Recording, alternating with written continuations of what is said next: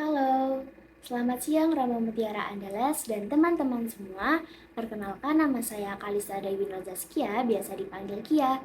Saya dari Program Studi Pendidikan Matematika Universitas Sanata Dharma.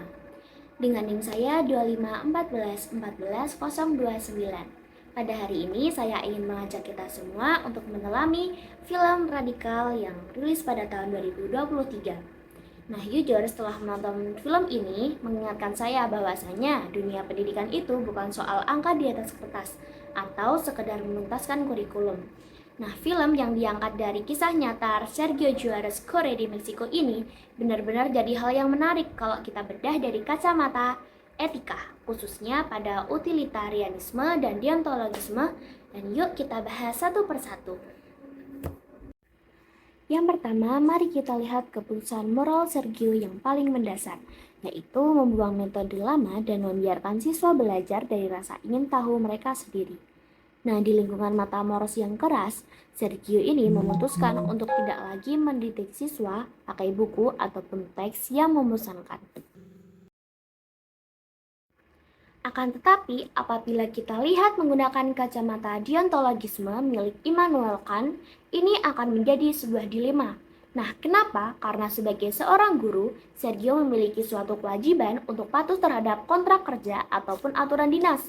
Namun, Sergio tampaknya memegang prinsip kewajiban yang lebih mendalam, yaitu categorical imperative, bahwa setiap siswa adalah manusia yang harus dimuliakan, bukan sekedar objek untuk menaikkan statistik sekolah. Jadi bagi Sergio, kewajiban moral untuk mencerdaskan manusia jauh lebih tinggi daripada kewajiban administratif. Sekarang kita akan masuk ke bagian yang lebih seru. Ada adegan. Secara utilitarianisme, Sergio sedang melakukan kalkulasi moral. Mungkin tindakannya membuat kelas berantakan atau beresiko merusak fasilitas sekolah. Namun, keuntungan yang didapat siswa yaitu pemahaman mendalam tentang sains melalui pengalaman langsung, itu nilainya jauh melebihi harga sebuah meja. Baginya, kegunaan dari pengetahuan ini adalah kunci buat anak-anak itu bisa keluar dari lingkaran kemiskinan. Namun, di sisi deontologisme, tindakan ini pasti memicu kritik. Kepala sekolah dan sistem melihat ini sebagai suatu pelanggaran. Ada kewajiban untuk menjaga ketertiban dan fasilitas. Di sini kita melihat benturan antara etika yang fokus pada aturan, yaitu deontologisme, dan melawan etika yang fokus pada dampak nyata, yaitu utilitarianisme. Nah, Sergio memilih untuk sedikit melanggar aturan demi memberikan dampak yang benar-benar bisa mengubah hidup siswa-siswinya.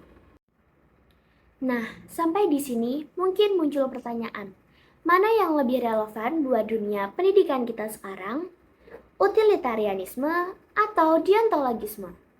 Namun, menurut saya pribadi, belajar dari film radikal, utilitarianisme adalah yang paling relevan. Sebagai calon pendidik, saya merasa deontologisme atau kepatuhan pada aturan itu memang penting untuk menjaga keteraturan. Namun, kalau aturan itu justru membunuh potensi anak-anak seperti Paloma atau membuat mereka merasa tidak berharga, maka aturan itu harus dipertanyakan. Pendidikan itu dinamis. Kita butuh keberanian seperti Sergio untuk melihat apa yang paling bermanfaat bagi masa depan siswa kita kelak. Kadang kita harus berani untuk menjadi radikal, untuk memastikan bahwa tidak ada satupun anak yang tertinggal hanya karena sistem yang terlalu kaku.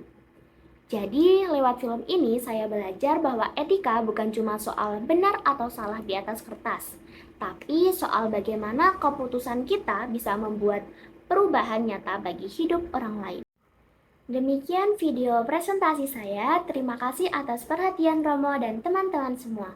Semoga analisis ini dapat menjadi bahan diskusi yang bermanfaat untuk kita semua.